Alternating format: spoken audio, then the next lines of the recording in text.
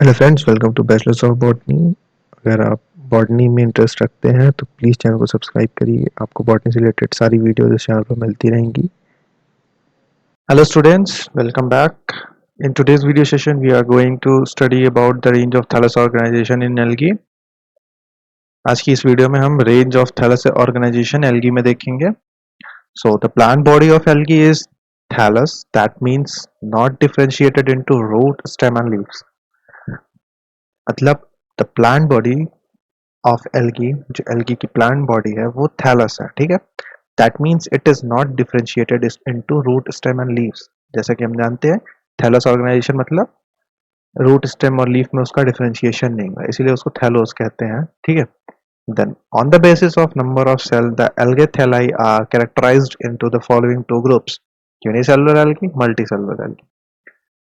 So the first we have is unicellular algae. Algae thallus have single cells. As the name suggests, unicellular मतलब होता है आपका एक single cell से बनी हुई एल्गी. इसके एग्जांपल्स हैं क्लैमाइडोमोनास एंड क्लोरेला. यहाँ पे पिक्चर में आपको दिखाया गया है यूनिसेलुलर मोटाइल एल्गी जो कि क्राइसअमीबा, फैकोटस और क्लाइडोमोनास. ठीक है. Then multicellular algae. Algae thallus have more than one cell. ऐसी एल्गी जिसमें एक से ज्यादा सेल हो. The examples are Spirogyra, Eulothrix, and Laminaria. So here we have the structure of Chlamydomonas.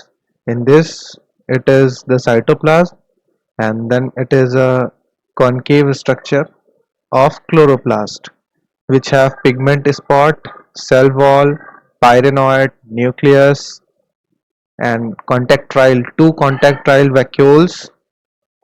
Then a structure called blepharoplast.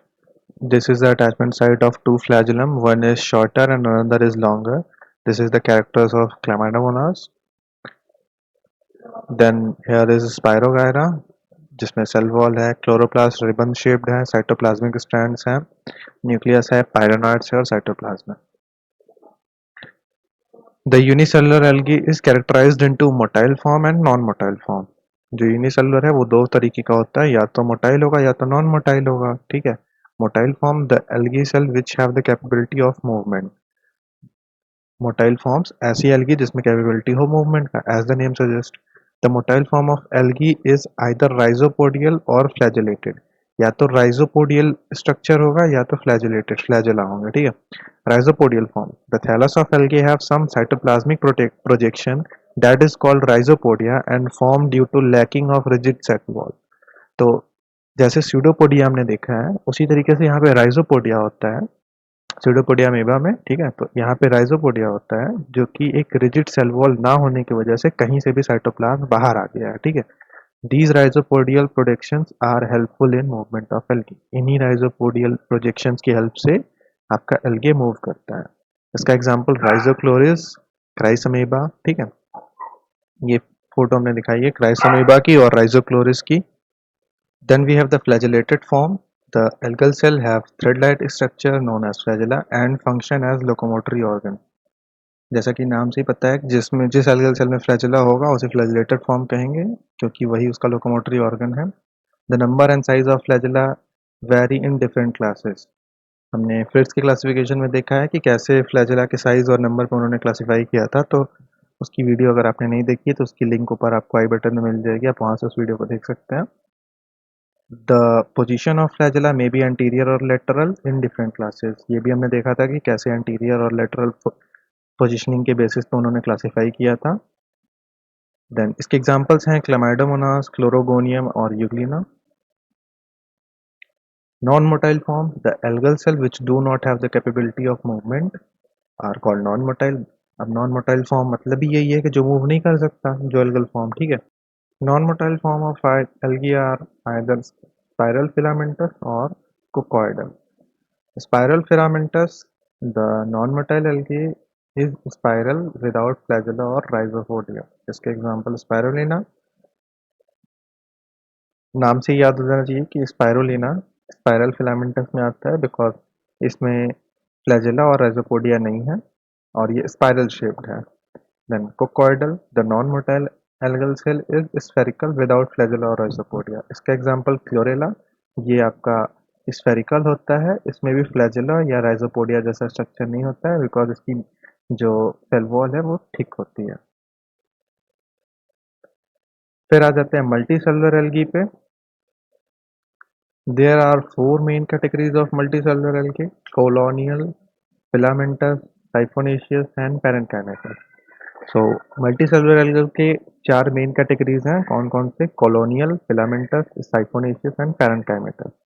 जिसमें colonial algae सबसे पहले देखते हैं। तो कॉलोनियल जैसा नाम सजेस्ट कर रहा है, colony, a large number of cells are present in the colony with common meat होती है, उसके अंदर ये large number of cells algal के present होते हैं। All the cells of the colony remain connected with each other by cytoplasmic strand। तो the thing is जो कॉलोनी में जितने cells हैं वो आपस में connected होते हैं cytoplasmic strand की help से। Colonial algae is found in synobium and aggregated forms। colonial algae के दो forms हैं, synobium और aggregated। Synobium, a colony that possesses constant shape and size of shell with a definite number of cells is called synobium। तो यहाँ पे सब कुछ fix है। synobium मतलब ऐसी कॉलोनी जिसमें number of cell, cell shape, size सब फिक्स है, ठीक है। एंड इस ऐसी कॉलोनी को synobium कहते हैं। The synobium form of algae may be motile और नॉन मोटाइल। अब synobium फॉर्म या तो मोटाइल होगा या तो नॉन मोटाइल होगा। In motile form, the complete synobium is moved by joint action of flagella of a cell. So, in the mucilaginous sheath, large number of algal cells are present, and by their joint action of flagella of these cells, the whole synobium moves. That means synobium पूरी पूरी तरह move कर रहा है, joint action, जितने cell हैं सबके flagella move कर रहा है और ये सिनोबियम उस डायरेक्शन में मूव कर रहा है। इसके एग्जांपल्स हैं volvox and pandorina. In non-motile form, the flagella are absent so that complete synovium is non-motile. So the flagella are absent, thus no motility, and the complete synovium is non-motile. The example is hydrodictyol. Then the second form is aggregated form. In this type of colony, has no definite number of cell and no definite shape or size. Just opposite of synovium, here no definite shape of cell or number of cell or size of cell. Everything is not defined. The cells are arranged irregularly, सब haphazard way में है। Aggregated forms can be of three types: palmelloid, dendroid and rhizopodial. So here we have a colony of volvox that is single is chlamydomonas, then gonium, pandorina stage, Yamixiella stage, Eudorina, Pleudorina, and then a volvox colony. And here we have a hydrodictyon that is non-motile. This volvox is motile as it has flagella. The combined movement of these flagella helps in the movement of whole colony, whereas hydrodictyon has no flagella, thus no movement. In palmelloid form, the colony members of algae in which non-motile cells remain embedded in mucilaginous matrix and the cells of palmelloid form are independent of one another. That means जो colony है इस इन algal members की, ये non motile है और ये embedded होते हैं म्यूसिलेजिनस मैट्रिक्स के अंदर, और जो सेल्स हैं पामेलॉइड फॉर्म्स की ये इंडिपेंडेंट होते हैं एक दूसरे से। All the cells perform all the functions as individual. मतलब इंडिपेंडेंट होने का मतलब यही है, खुद से ही सारा फंक्शन अलग अलग सेल्स अपने से करते हैं। In this algal form the number of cell shape and size are not constant, fix नहीं है। इसका एग्जांपल है palmodictyon and tetraspora. Then dendroid form में in this type of plant body appears like a tree, ये tree की तरह appear करता है। The mucilaginous thread is found usually at the base of each cell। जो mucilaginous thread है वो cell के बेस पे प्रेजेंट होता है।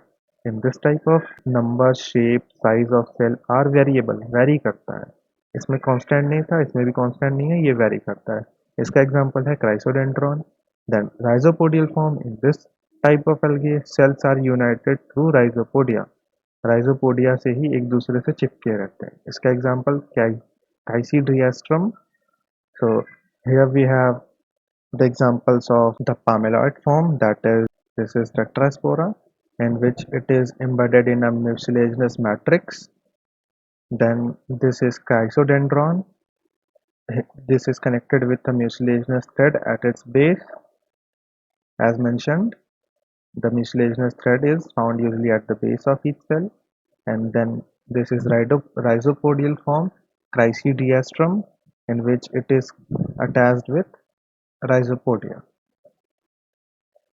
Then we come to filamentous algae.